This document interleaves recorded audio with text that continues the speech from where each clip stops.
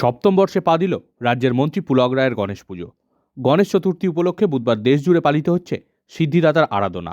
দেশের বিভিন্ন প্রান্তের মতো বাংলার শহর থেকে গ্রাম সর্বত্রই গণেশ বন্দনায় মেতে উঠেছে।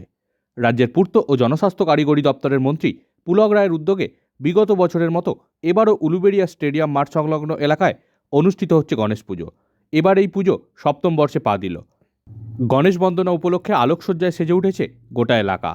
মণ্ডপে বসেই শিল্পীরা যন্ত্রানুসঙ্গীত পরিবেশন করছেন। সন্ধ্যা থেকেই ভিড় জমাচ্ছেন দর্শনার্থীরা। দর্শনার্থীদের জন্য ভোগের ব্যবস্থা করা হয়েছে।